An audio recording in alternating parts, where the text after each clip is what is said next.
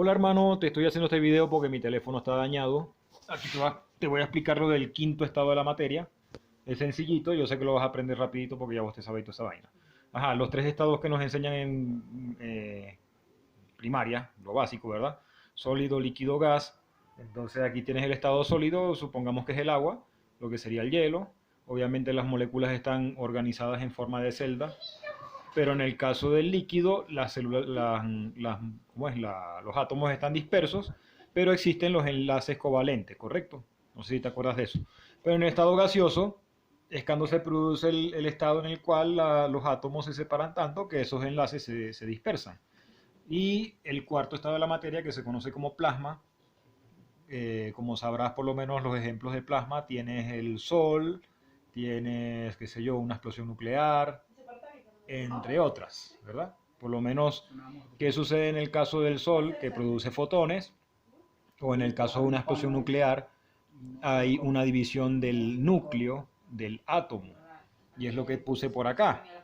Tienes un átomo, pero al haber una explosión nuclear, en el caso del plasma, los electrones que están en las órbitas se separan y lo mismo pasa con el núcleo, se dispersa.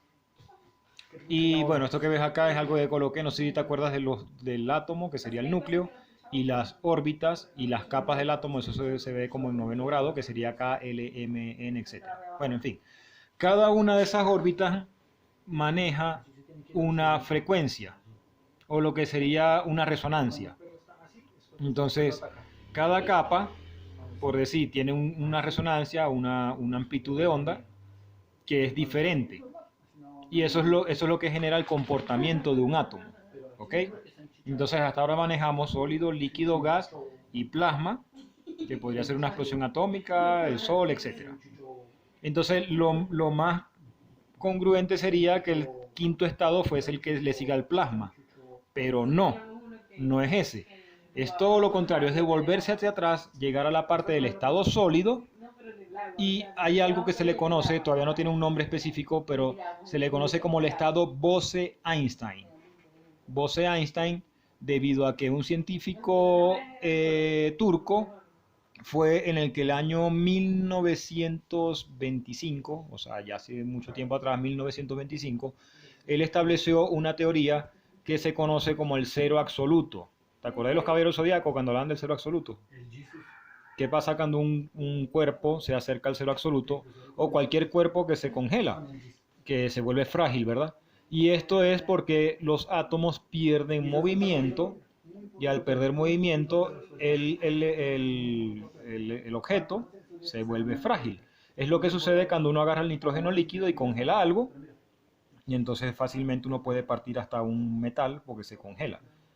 Pero entonces la gran interrogante era qué sucede, porque no, nadie se ha podido acercar al cero absoluto porque es humanamente imposible llegar al cero absoluto como tal. ¿Qué es el cero absoluto? Es lo que se mide en grados Kelvin. No sé si te acuerdas cuando uno hacía conversión de temperaturas. En el caso de los 0 grados Kelvin, se llega a esa temperatura cuando se llega a menos 273 grados centígrados. Es decir, que si yo quiero hacer una conversión de centígrados a Kelvin, simple y llanamente le resto menos 273. Eso lo hacía uno como en química noveno grado, para manejar temperaturas bajas en grados Kelvin, que era más práctico. Pero entonces se teorizaba de que si se llegaba a los 273 grados Kelvin, no se sabía qué podía pasar con un objeto. O sea, si a temperatura cercana se volvía frágil, ¿qué pasaría si llegara a ese punto? O sea, el objeto dejaría de existir. O sea, porque si no va a tener movimientos de átomo, no va a tener un comportamiento físico. Pero no, pasa lo siguiente. En aquella época de 1925 no existían los medios para poder hacer los experimentos. Acordemos de que hay teoría y práctica.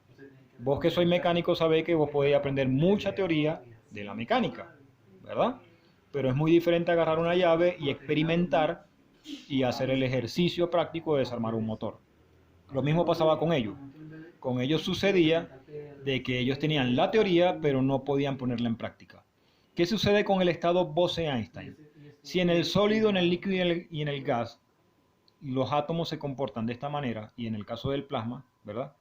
en el caso del estado Bose-Einstein, todas estas capas del átomo que vemos aquí, las capas de los electrones, no se comportan de forma separada, sino que al estar más compacto el elemento debido a la temperatura baja, todas esas partículas de electrones que formaban las capas del átomo se conglomeran junto con el núcleo del átomo, es decir, con los neutrones y los protones.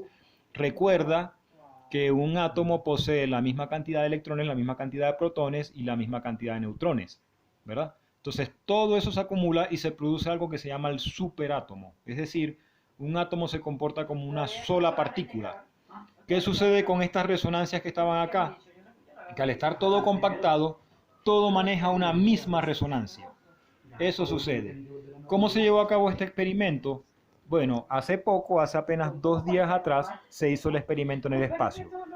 ¿Por qué en el espacio? Porque resulta ser que el espacio maneja una temperatura.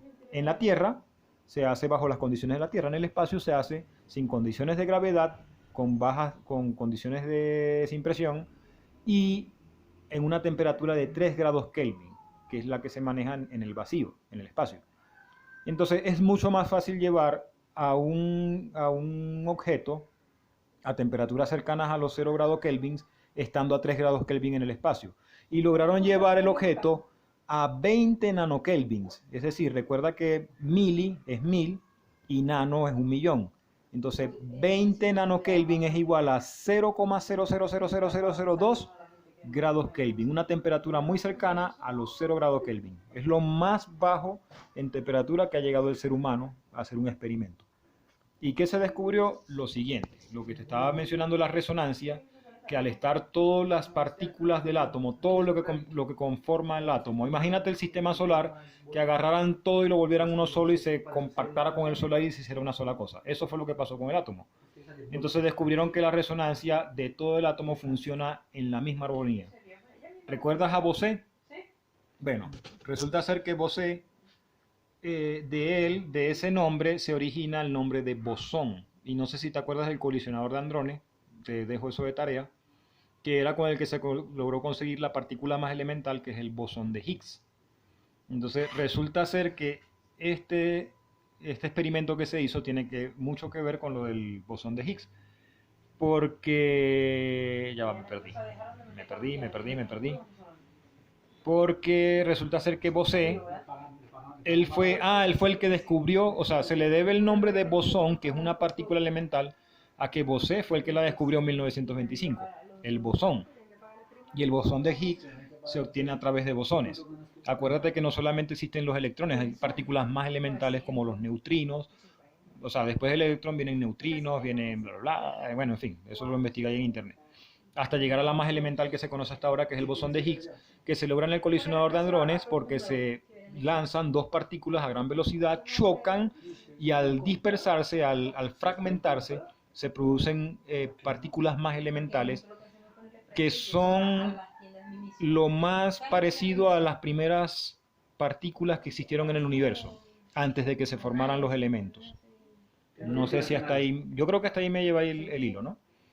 Pero entonces descubrieron algo muy importante, que es que al ser la resonancia igual, la mínima cantidad de energía que mantiene el objeto se le llama bosón mínimo de energía, porque el bosón es el que posee el mínimo grado de energía a esas temperaturas. Es decir, no es que el objeto se paraliza por completo como se pensaba, que se paralizaba el tiempo, espacio, toda vaina, no, sino que se mantiene un mínimo de energía en forma de bosón. Pero entonces aquí viene lo más asombroso de todo esto. Cuando uno estudia estadística, la estadística maneja algo que se llama el principio de incertidumbre. El principio de incertidumbre te da 4 variables. Imagínate que tienes 2 monedas. Lanzas las 2 monedas al aire y resulta ser que esas 2 monedas te pueden arrojar 4 resultados posibles. Uno puede ser cara a cara, otro puede ser sello-sello, otro puede ser cara-sello y otro puede ser sello-cara. Son las 4 posibilidades, suponiendo que cada moneda se vea de manera separada, es decir, moneda 1, moneda 2, ¿verdad? Porque si no, no se podría dar el segundo ejemplo. Pero entonces si tenemos un bosón mínimo de energía ya no tenemos electrones ni protones, sino que ya debe de ser positivo y negativo, que esto podría ser positivo positivo, negativo negativo, positivo negativo, negativo positivo. No, es como si existiera un solo elemento de un tipo de polaridad que no existe, porque en la naturaleza siempre ha sido positivo y negativo. Si uno se le parte un imán en dos, va a tener un polo positivo y negativo, y si se vuelve a partir va a tener polo positivo y negativo. Pero en este caso no hay polaridad, o sea, es una vaina muy arrecha. Y ya voy a terminar ya. Lo que pasa es que tengo el teléfono prestado. Entonces resulta ser que solamente hay tres variables posibles: cara a cara, sello sello y cara a sello, que se desconoce de dónde proviene por no saber la polaridad. Pero para que me entendáis más o menos, recordemos que la raíz cuadrada de 4 no es 2, es más o menos 2, porque pudo haber sido el resultado de menos 2 por 2 o de más 2 por 2, pero no sabemos el origen, solo sabemos el resultado. Lo mismo pasa con esto. Solo sabemos que puede ser positivo positivo, negativo negativo o positivo negativo, pero es como o sea, es una misma... Es complicado de entender, ¿ok? La cosa es que los principios de incertidumbre se reducen, en estas condiciones se reducen a solamente tres, mientras que en los procesos de estadística básicos se manejan 4 principios de incertidumbre. ¿Qué otra cosa te puedo decir? ¿Qué? Ah, sí, que gracias y que duerma. Ya voy a terminar, carajo. Ah, bueno, ya lo último. Esto va a reestructurar por completo los principios, o sea, lo que ya está establecido en libros de física, por lo menos desde el punto de vista atómico. Porque es como, para darte un ejemplo, o sea, uno para poder manejar lo que es principios de física de un automóvil, solamente basta con uno con tener ¿cómo es? Las leyes de Newton, la mecánica de Newton es suficiente. Pero si ya uno va a manejar un objeto que viaja a la velocidad de la luz, tendrías que manejar teoría de relatividad. Lo mismo pasa aquí.